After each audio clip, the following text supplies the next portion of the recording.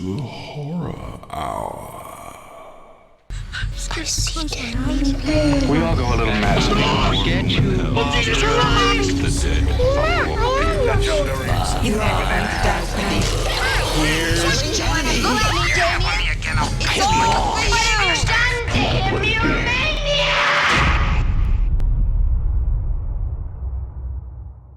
See you again. Yes. Hi. How are you both today? We're doing great. It's really nice to see your face. Yeah. Good to see you all. I'm actually really excited. So now we're getting a physical release of Hellbender. So what's that like? It's fun. I have to say there's something I'm super excited about with the DVD is our wonderful guy, Trey Lindsay, who does our special effects. He made this really special video essay of his kind of the little black magic he does. And it's super informative. He's a doll, and I'm happy that those who have the DVD will get to see that kind of behind the scenes jazz. Yeah, we got a lot of positive comments about the key coming out of the hand shot, and so he put together an explanation of how he achieved that, and he's just a really terrific guy. So that is really cool about it. That's amazing. Yeah, I remember speaking with him last time too. And I mean, he did a lot of like really insane stuff on the movie. So I'm very excited to see that. I saw there were also music videos as well. Yeah, absolutely. I mean, because that's where the whole thing started out. Hellbender, the movie, came from Hellbender, the band, and we had been making videos. So it's fun that, Shudder's putting, celebrating that aspect of it, because it was really important. It was really important in Hellbender coming to life. And you can kind of see some similarities between a video like from Black Sky. It's like, oh, they are totally where we were totally, experimenting with this kind of witchy vibe and, the crooked gnarled trees and this power dynamic thing between these dark figures. Yeah, something happened when we were editing that video. We were messing around with opacity and different settings and things like that. Some really great stuff happened. And it was like, oh, I mean, this could be kind of this could play a major role in a witchy movie. And so it's fun that Shudder put that on with it, because it's important to what happened. I mean, we all know I loved this film. So anything that I get to see more about this project, I'm really excited about. I'm curious because I haven't got to see the bloopers yet, so I'm really excited because now I'm just wondering what happened on set that would be considered a blooper. Because I mean, I'll tell you, I don't know how to run a Kubota tractor. So do you know the scene when I get evaporated? Anyway, there's a scene where I get evaporated by Tobey, and the way to achieve that is, I think Che might even explain that, but was with a Kubota. Yanking me around, and then we composited some things together. But Tobey did not know how to operate the shovel of the Kubota, so we all get to watch me basically get a couple octaves stripped out of my vocal cords. oh no! Good thing you already had kids. Yeah, and right, I got 2 kids, so that's good. It's pretty funny. It wasn't funny at the time. It hurt. He was so bummed. I was so embarrassed. But it was pretty fun. It's very. Do we have you wiping out too? Did we put that in there? Yes. Oh my god! Yeah, that was Oh a my day gosh. filled with madness. That's incredible. And I know, speaking of this film, I know when we last spoke, you also mentioned you guys were working on a new project as well. How's that going? Hell yeah. Yeah. It's going great. Thank you for asking. We're having so much fun with this movie, Where the Devil Roams. It's set in the 1930s, so it's a period piece. It's been a wonderful experience. Like, it's kind of unfolded before us. It's a movie that kind of is asking to be filmed, so it's been a lot of work. It's been a lot of work, but really fun work, joyful work. And we hope that people out there enjoy the story that we're going to show them as much as we've enjoyed putting it together. Oh, I remember when you guys described it, I was like, that sounds devious and demented, and I'm excited for it. So that's incredible. So demented. One of the things, oh my God, I was looking at some of Trey's effects yesterday. I went down to his place to grab some of his effects, and I was like, Trey, this is so brutal. He handed me a clip of something Yeah. that I was like, that is so brutal. But what's nice about it is it's not brutal for brutal's sake. Hmm. It's brutal on one side of a seesaw, and the other side is this wonderful tenderness. So, it's like it's been important to us that people earn, or that we earn our tenderness with the brutality. So Okay. really, yeah. So it's just been a real joy to make, and really fun to figure out how to organically make really violent things come to life. And it feels quite different than from our other films, I think. I mean, I think it's important to be able to try new shit and Hmm. flex new muscles, and we're definitely trying stuff in here. The black box theater, theater geek in me who went to acting school is loving this one because it has the same kind of feeling of like just excitement and creativity. I mean, I think we've never worked so hard or felt so jazzed about something. And lastly, we're gushing about this one. Sorry. Okay, so No, no, no, no. Oh, Because okay, good. you're explaining this. I'm like, I'm still remembering my favorite scene from Hellbender, where I mean, it's the eating part, and I'm like, that is so Yes. brutal, and so like, and it's gorgeous though. Like it is. Yeah. I'm grotesque, but I'm also like, I want to see more of this. So, and that's what Yeah. I'm hearing that you guys are doing more of, and I'm just, oh my goodness. Yeah, great. That is what we're having fun with. Oh, but the last thing I want to say is we're working with more actors, or Okay. real people that are really cool characters, and then they're acting in our film, and that has been a joy too, to work outside of the family with other really terrific humans. And are you guys getting to then take on new roles for that project? Well, we're each doing something. Like each of our roles is you mean roles in the filmmaking process or roles in the film?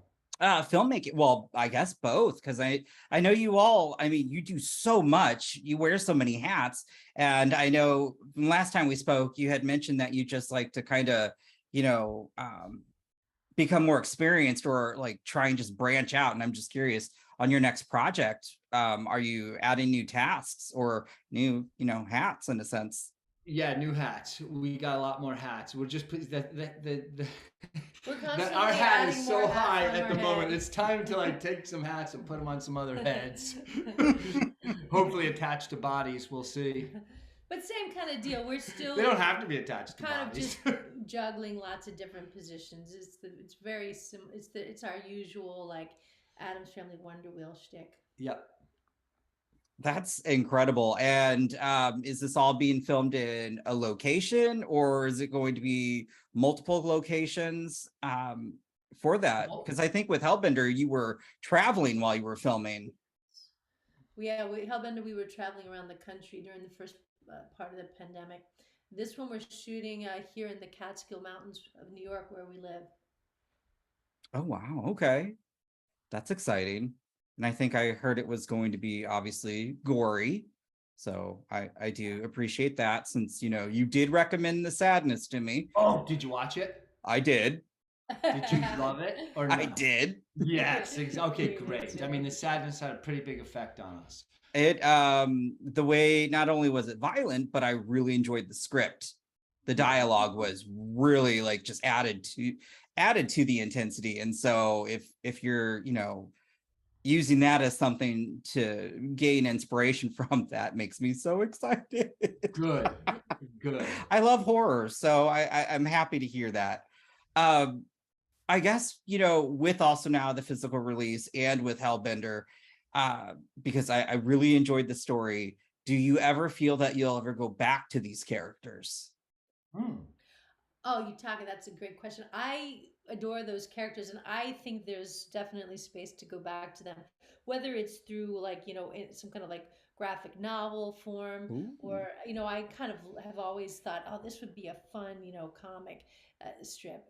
I mean, like graphic novel to see where it would go. It can, especially on exploring more of the witchy stuff, or like Mhm. you can imagine like their band, Izzy, now that she's kind of completely like accepted her full hellbenderism, just like touring the country, chowing her way across the globe. All those groupies. Watch out. So yeah, I would love to revisit. I would love to see. That sounds amazing. I mean, you guys made such wonderful characters, and so yeah, I'm like, well, it would be nice to see what happens next. But I'm truly excited that we're getting a physical release, and I'm very happy that Shudder has just really championed your films, and that they've now gained a wider audience as well. So when can we expect or more news of the next project? Well, that's great what you say about Shudder, and we agree with you. We were just talking about how much we love Shudder and what wonderful things they've done to us by putting together this DVD, by getting us on their site, by us playing at the last drive-in. Shudder is just a great group, and we're so thankful to be a part of them. So this next thing, we're hoping that they enjoy, and that we can all just spread our wings and fly together. We'll see. Well, we're still we're finished. It'll probably be done editing November, maybe. Yeah. Oh, okay. Yeah. What was that like with your film being aired on the last drive-in? It was amazing. I mean, first of all, that's iconic.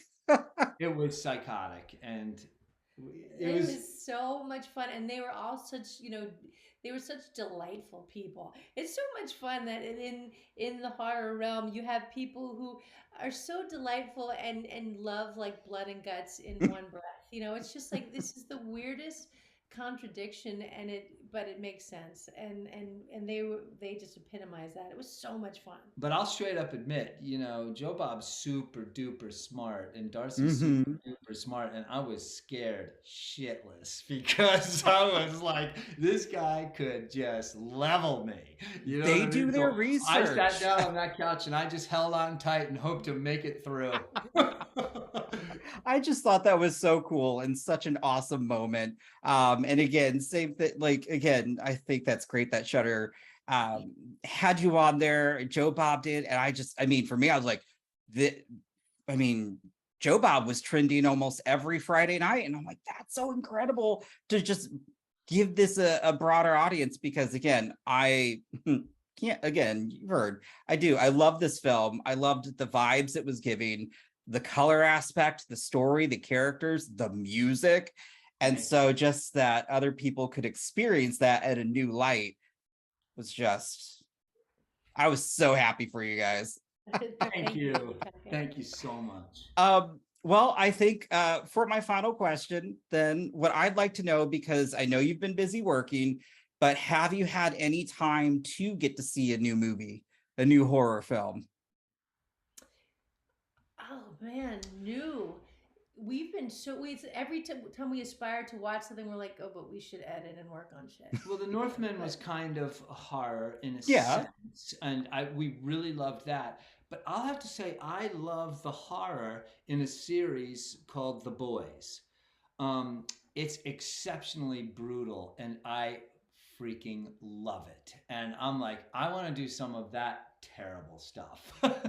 Have you seen The Boys? Have you watched The Boys? Yeah. Okay, so the violence in it is just like when the head exploders and things like that. It's over the top. I'm like, I want to do, this is fun, let's do this, So yeah, that's great horror. I could only imagine what you all would put together with the stuff that you've already put out. Oh man, that would just be. Maybe Izzy the Hellbender needs to like join the Boys cast. That's her superpower. My God, yes. Oh my gosh, that would be amazing. Oh. But I did revisit a film that I just adore so much, and every time I see it, I love it even more, which is A Girl Walks Home Alone at Night. I love that film so much, and every time I see it, I'm just inspired more and more. And I revisited that recently and was blown away as usual. Yeah, and we had to go watch just a classic just because we're writing some stuff, and we just wanted to go see a classic. So we rewatched The Omen, and it's perfect. The thing about it is, it's perfect. even though it's so old and it could be dated, it's not. You know, it's just incredible. It The holds up acting- so well. Oh my god. It's one of my favorites. So that's really great to hear. And honestly, I should say, because of you all, I just bit the bullet and finally went to my first actual film festival and just experienced more indie horror. So Oh, I nice.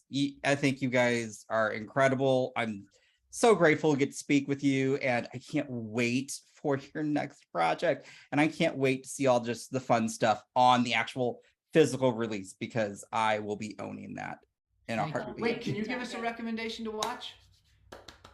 Ooh. There are two. Watcher from Chloe Okuno.